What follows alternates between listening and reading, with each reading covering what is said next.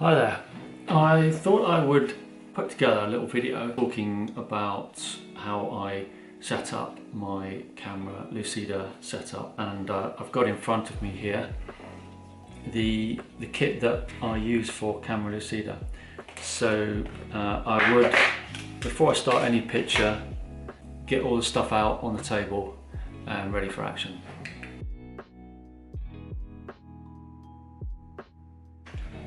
So what have I got here? I've got a board card with some of my drawing paper on it, just taped down with some of this frog tape. And this frog tape is easily available from any DIY store, but it's easy to peel off, so that's why I tend to use it. So that's that.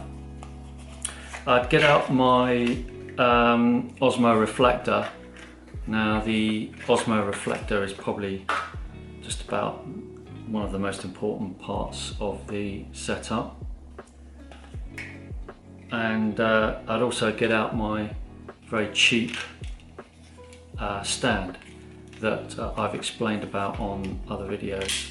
This collapses down to almost no size at all, so I'd get that out as well. And then on top of that, obviously we've got to have the iPad. This is my trusty old iPad, which runs the older version of Camera Lucida. And I would also have my my adjustment helper, which is something you can print out from Camera Lucida to set up for parallax correction, which I've been through, and other people have been through hundreds of times before on how to set up, but I'll go through that as well. So yeah, that's the basic kit of what I need. I also obviously use some sort of ink pen to draw with, ink liner, or any pen that is basically suitable that has a permanent ink base to it. So I tend not to use the washable inks. And that's pretty much everything I use there. Device, which has this nifty little angled mirror in it. It's basically used for a kid's learning software that runs off an iPad, but is really handy. And the stand. Now with my stand, what I do is I mark, because this thing goes into multiple angles, I mark the angle of which I want to have the stand. So I've got little arrows here. When it all folds out, you can see that it forms a little iPad stand. Very simple, has some lines on there and some lines on there. As long as every time I use it, I get those lines aligned, everything is pretty good. So that's my iPad onto the stand in the right position. Now that's the same position every single time, because basically I've marked the stand so I know exactly where it's going to go. I then place the OSMO on top so it covers up the camera, just like that. It just pushes on, and then when I switch the iPad on, you can see that I load in the image for the correction for parallax, and I place my printed image underneath that on the drawing surface, and you can see I've taped that down to a piece of card, so it keeps it nice and flat and easy to look at. And I place that on my drawing surface, or at least the drawing surface that I'm about to use, so that isn't necessarily always in this position.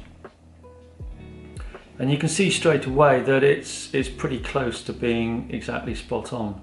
So what I'm looking at here is the lines of the image being parallel to the lines of the piece of paper.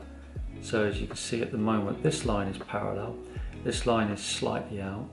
Getting the circles as circles, squares as... You can move this image around on the screen, so you get it roughly in the right position, and then you can use controls to shift the image up and down to get it into the right position.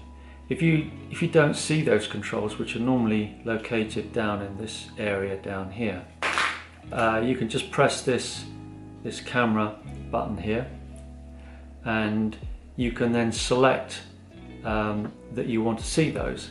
So if you go into more, and you can then say hide manual controls, which has them hidden, more, and show manual controls, which will show them.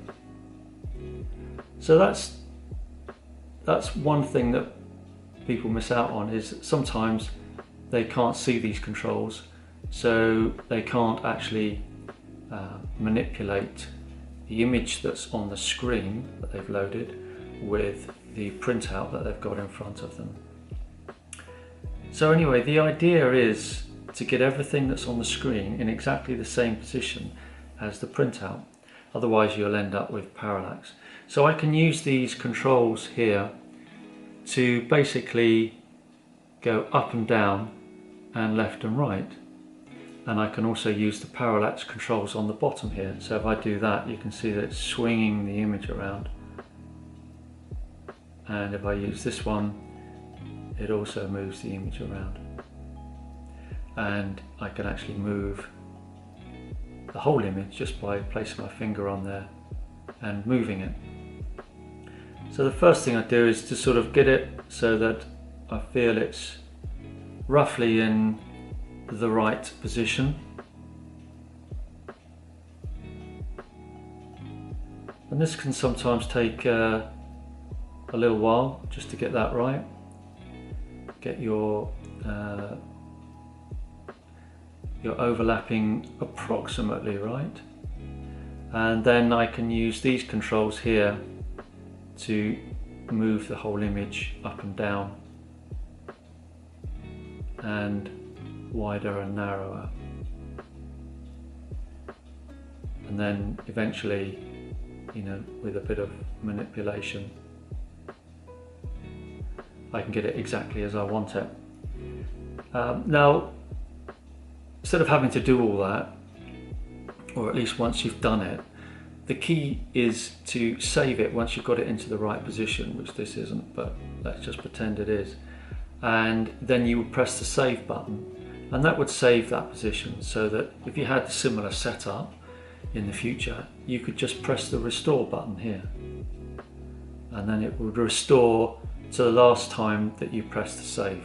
So in my case, it's pretty accurate.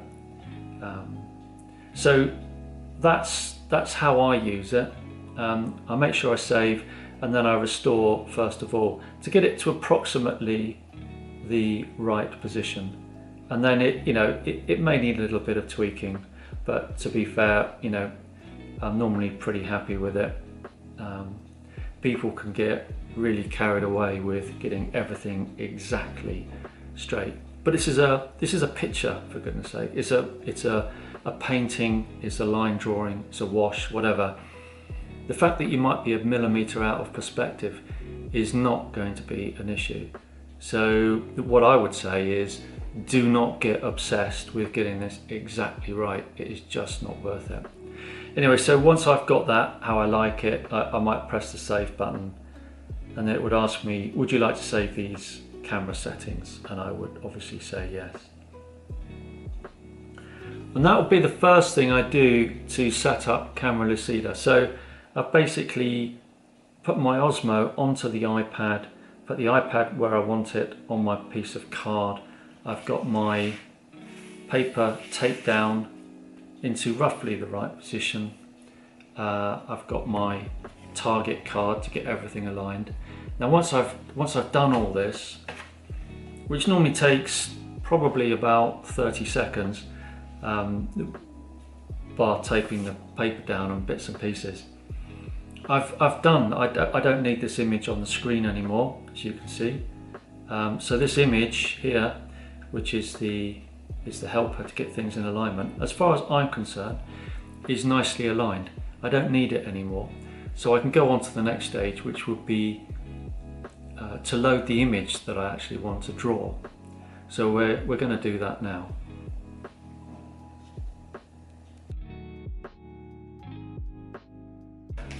I generally sort of take down the board on the table that I'm drawing on, and the only reason is that I just don't want it to move around too much, because once I've set my position on everything, I just like it to stay there. So again, I use this tape, take that down so I know where it is. Sometimes, as you can see, I mark on the tape here a couple of markers just to show where the iPad was, and I can do that now. I could sort of draw the front of it there where my stand is, and I could draw the sort of location of where the front of the stand is, and that's just so that if anything moves, I know exactly where to put it back. So the next stage is we don't need that anymore, by the way. You won't need that, and you don't need this image. So the next stage is to load the image. We do that by pressing this button here, and then we go into our camera roll, and then we select an image. I've loaded a few images here which I've created using AI, the AI engines, Midjourney or whatever, to create various images of things that I like to draw. And I've used some artists, influencers, to sort of try and look at the styles in which I like, and so that's generally how I do this. So what I would do now is I'd just load a picture of something that I wanted to draw. So in this case, that's a fairly mechanical machine, which is something that interests me, but it might be a building of some description here. So this is a very loose line wash, as you can see, pen and ink, again created through artificial intelligence. Now I might want to at this point think about cropping this picture, because basically I want this picture to fit on my drawing surface here as much as possible. Maybe I don't want to go right to the outside edges here and right to the top and bottom. Maybe I want some sort of white space around it. Maybe I do, it's entirely up to you. But you can, of course, at this stage, because you're in setup mode, you can move this image around and you can pinch and zoom it. So maybe we just want an abstract section of it. And I can see, if I get my pen out here, and if I turn the contrast, the difference between the drawing surface and the image down, you can see my pen. I can see where the top of that image is going to go, which is just where the tape is at the top. And I can see where the bottom of the image is going to go, which is about here. So I can see my pen just down here. So I can see it's going to finish about here. So that's roughly where the painting will finish in this instance. Now I might look at the sides, so I can see my pen over here. I can see it's going to finish about here, and likewise over here pretty much goes over to the tape because I can see the tape. I could, if I wanted to now, even move the iPad across slightly, and when I do that, it's not going to affect the parallax or anything, so I'm only shifting it left to right, but I can now start to see the tape on this side, and if I move it back slightly, I can see the tape on the other side. So I've now got the image going right up to the tape here, right up to the tape here, right up the top here. So this is where the tape is, which is right where the top of the image is, and this is right at the bottom. So I've pretty much got the whole picture into the frame of my drawing surface, and I've got my drawing surface taped down here, so it's not going to move. I've marked where my iPad stand is, so that's not going to move. And what I've done now is I've just basically changed the zoom and everything on the picture to get it exactly where I want to start drawing it. So now what I'll do is I'll go into draw mode, which is this button down the bottom here, which has a hand with the pen in it. So if I go into that, for all intents and purposes now, it looks exactly the same as when I was in setup mode, but now I'm in draw mode. So I can't change the picture that I'm going to draw. It's always going to be that picture, but I can pinch and zoom in to the details. But at the same time, when I zoom back out again, I'm always going to be in the same position on the picture. And this is the power of Camera Lucida, is the fact that when you want to do some detail, you can zoom right into it. The relative position of the pen to the paper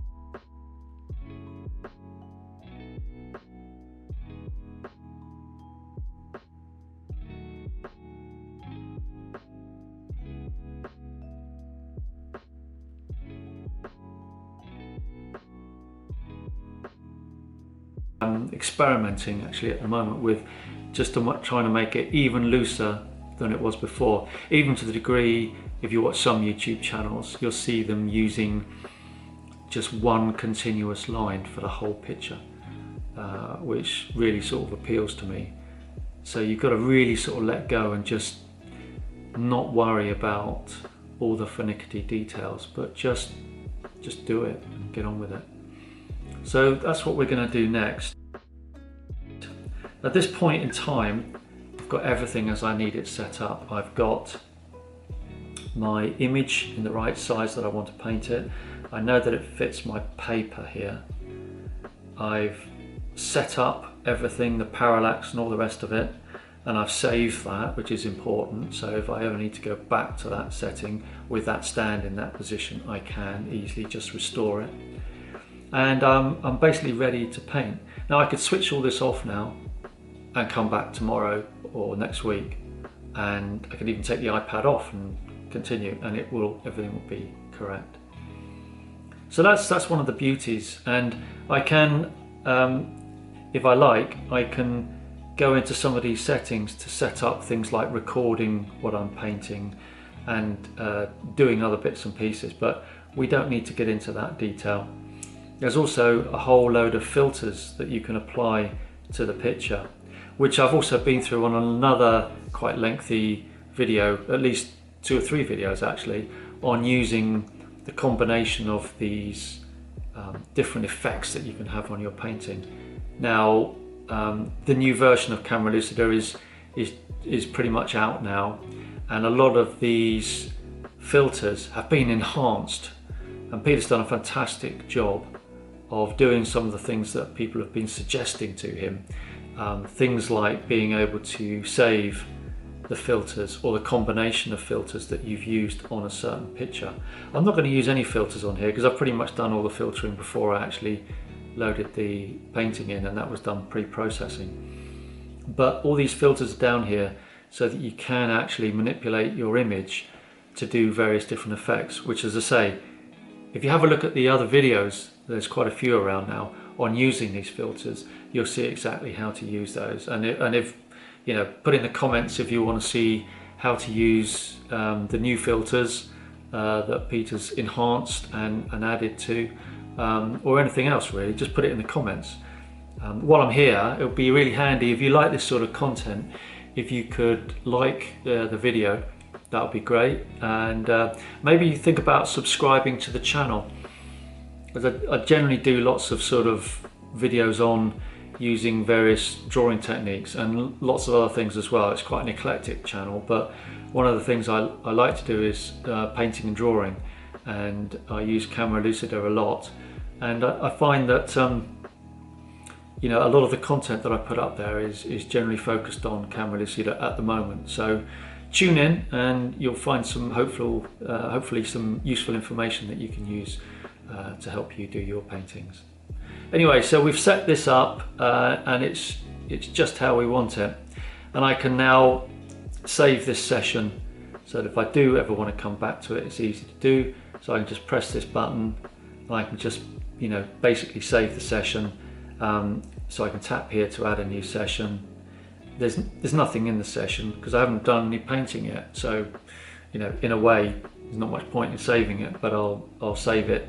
I can name the session here. I can just put whatever I'm going to put in there. I'll just put 1. I'll just press save just to show you that you can save your session. So once we've saved that session, so you can see that it saved the picture, the name I gave it, and what was on the drawing surface at that time. I can always restore that at some point if I need to. So the next stage is to get on and do some drawing. Okay, so let's get the old specs on and start doing some drawing. Like I say, I generally use these pens, Lamy pens they're called. Seem to be really popular with people who do drawing and stuff. I generally find they tend to sort of dry out if you're not careful, especially when you use the permanent ink. So I use these little refillable, this refillable cartridge that goes in the bottom. Sometimes it needs a bit of a squeeze just to get it going again. Sometimes I have to, if I haven't used it for about a week, I have to pull the nib out and completely submerge it in warm water to clean it out. If anybody wants to see a video on that, there's probably about 1 million on YouTube, but I'm happy to do one on that.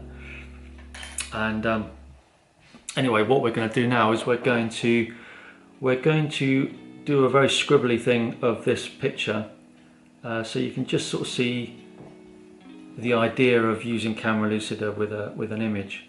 And you can see that I can see my pen on the paper here.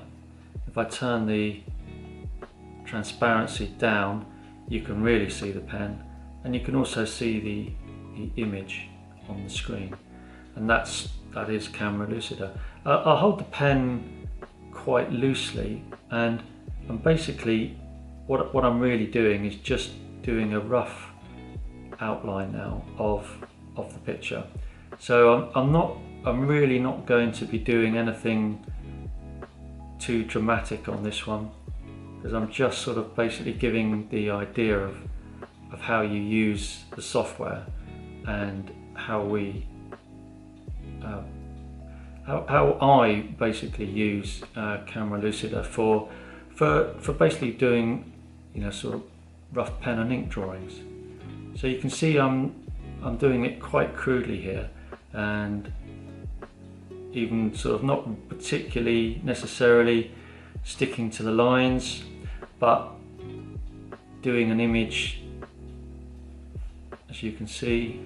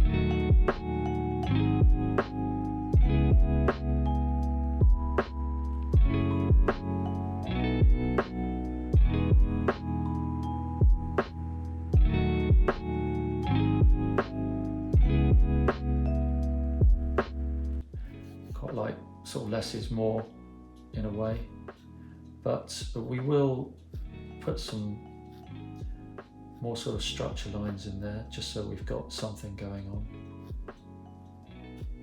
Possibly this is some sort of shop front, isn't it? And I'll just put some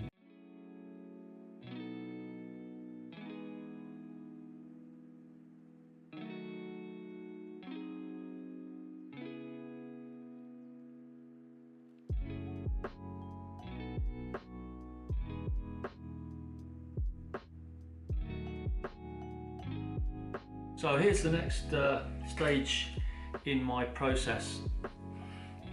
So what I've basically done is I've finished the sort of rough pen and ink drawing, and now I've gone over and put some shadow detail in with the ink pen. Again, using that same ink pen as yesterday. Actually ran out of ink. If anyone's interested, I use this sketch ink called Lottie, I think it's called. Get it off Amazon and other places. It's a permanent black waterproof ink. Good, lasts forever. I mean, I've had that for a long time. And then what I do is I look at the picture and basically go through and just very roughly put in some shading. Again, this is really rough, quick, but I sort of scout around looking for some detail, because I think putting the shadows in is important, and then boldening up some of the lines.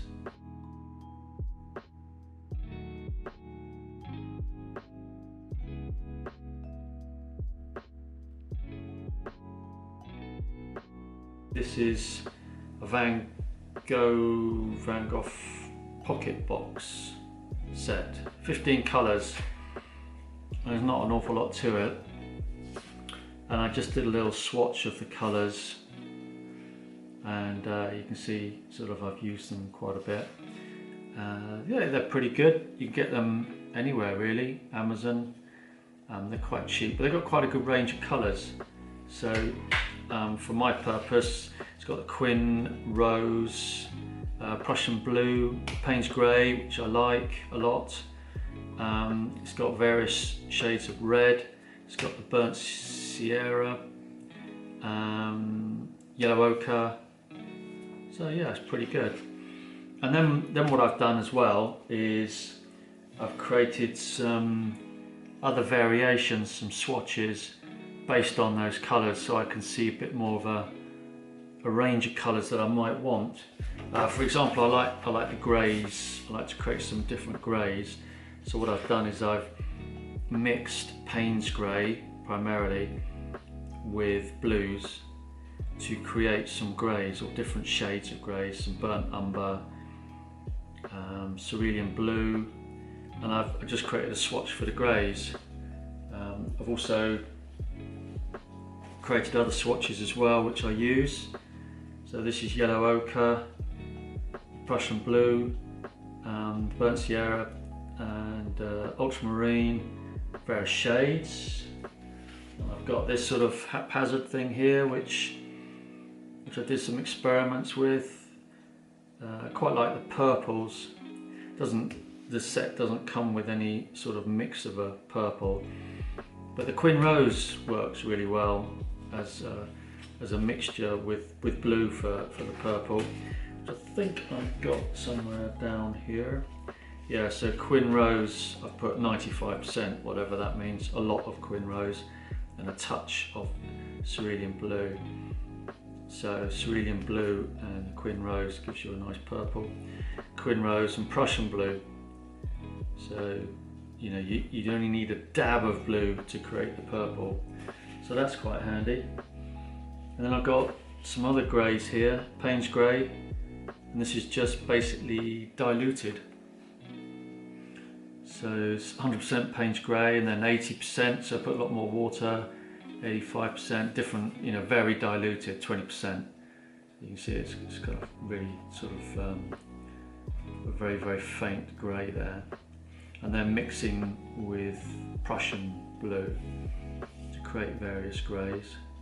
So that's another little swatch. So it's really good to create these swatches, and what you do is you find a swatch that you've done. You know, the circular swatch is quite a traditional one, and then you can use that to find what colours you're going to use. So in this sort of picture here, I quite like this sort of orange and the yellow up here, like a swathe of colour. There's some greens down here, greeny greys, green, blue. To be honest with you, it doesn't really matter what colours you use. You can put anything on there. I'm sure that building wasn't red, and I'm sure that one wasn't yellow. So who cares really? But you might want to sort of use a similar set, or at least that's what I think. So the yellows there, we've got standard yellow,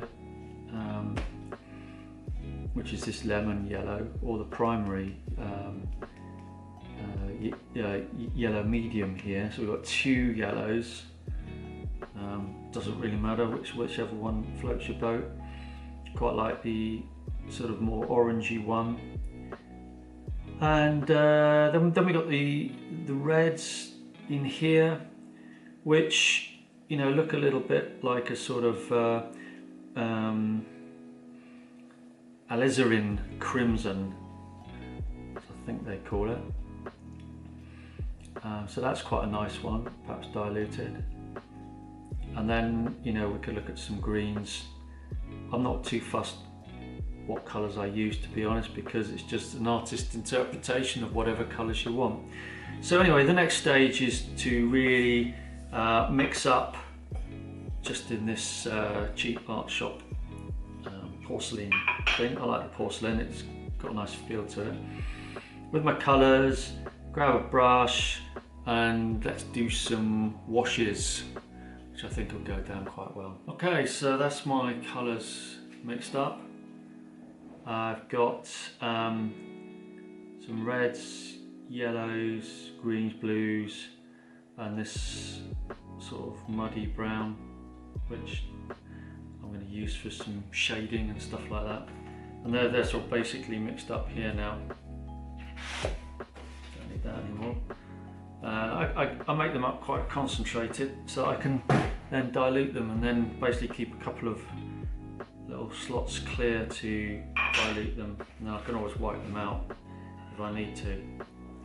And what I'll probably do is wet the paper first, and then basically put the colours on as a sort of wash, or at least I think that's what I'm going to do.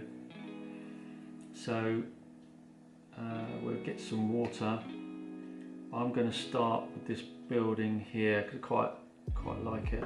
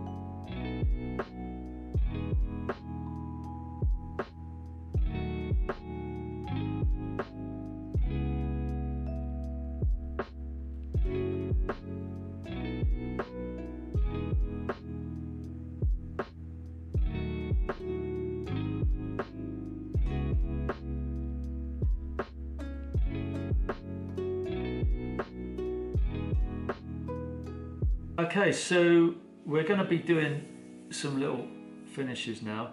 What I haven't done is I haven't done any flicking on here, which I normally do, which would be to get the paintbrush and, you know, flick some paint on there, which I will do at the end. I use these Posca highlighters pens, white pens. You have to give them a good shake, and you can use that to put some highlights in, so they're kind of quite blobby. But sometimes it's nice to just put in some highlights. You don't have to go over the top, but it just sort of highlights some of the areas. It doesn't really matter if you do too much, too little. It's just a little bit of a finishing touch. A lot of people use Poscas just because it's quite difficult to get the white paint to go where you want it to go. So what I would do is, when the paint's dry, which is pretty much now, I would basically go through and maybe just put in a little bit of highlighting,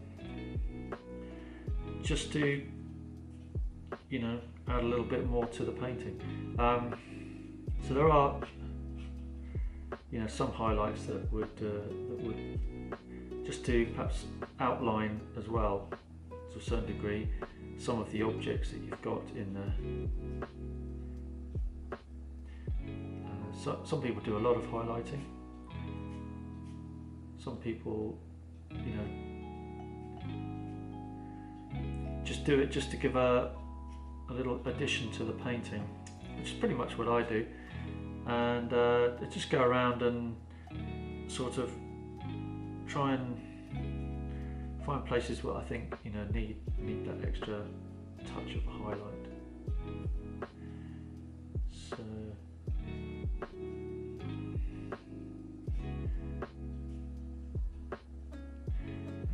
to be honest with you, it's quite subjective really, where you actually put the highlight. I mean, they could generally go anywhere. It's supposed to be, you know, presumably where the light catches the object, but it doesn't always have to be that way. I do it as a finishing touch to a painting, just to sort of give it a little bit of definition here and there. And I quite enjoy it. I think it adds something to the picture,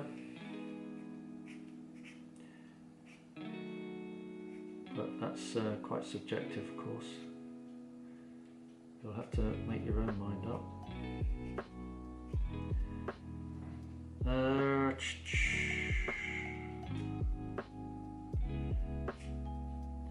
And I also would add some more pen and ink, just to fill in some of the details. This isn't a very detailed picture, but that's what I do as well.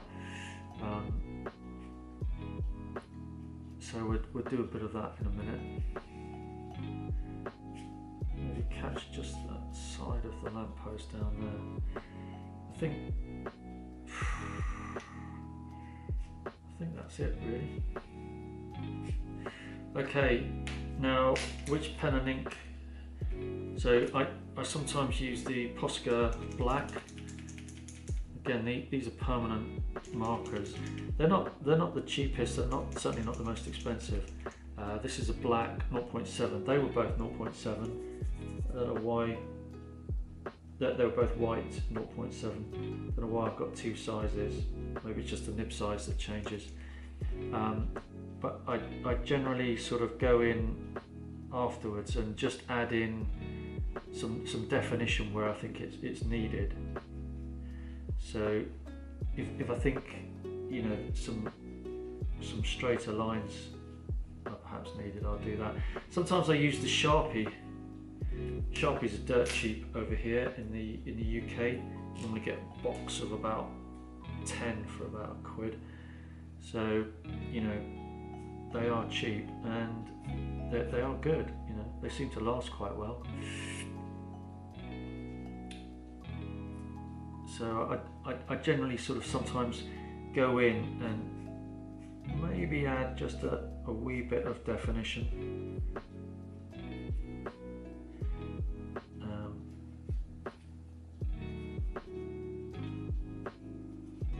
You can be quite hard with these as well, and they seem to keep their shape.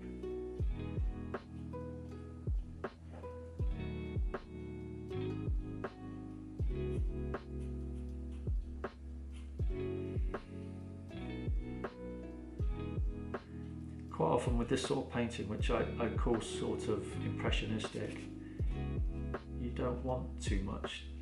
You don't want too much detail. You just want it to give some sort of general shape to the painting.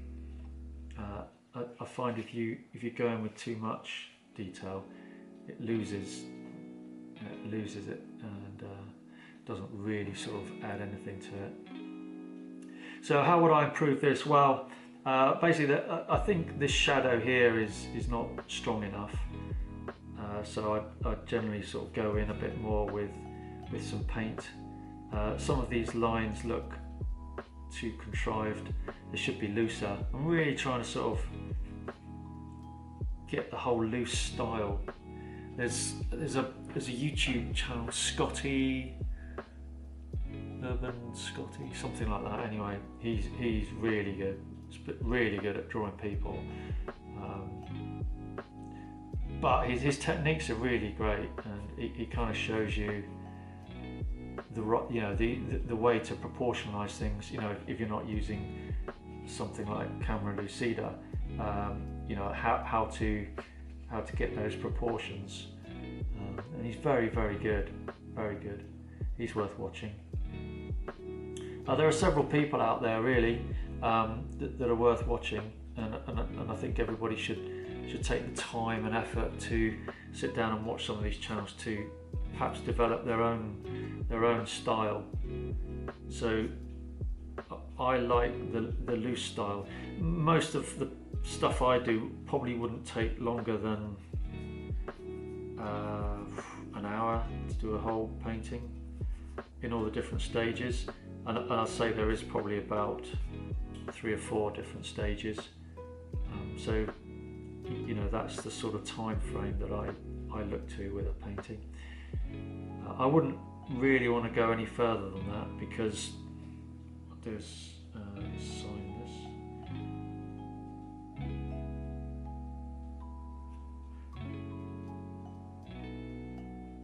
I really wouldn't want to go any further on this.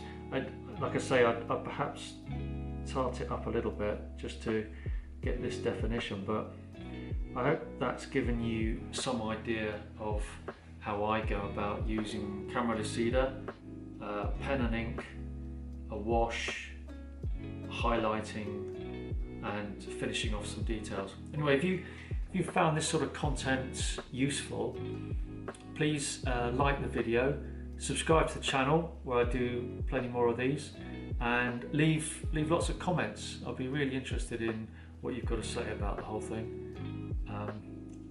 I'm not sure anybody even looks at these, so I do them for my own sort of entertainment, and I'm quite happy to do them because I'm going to be painting and doing other stuff anyway. So videoing it kind of interests me. If you do like this sort of stuff, then follow along and leave a comment, and we'll have a chat, and I will get back to everybody. Okay, thanks for watching. See you next time.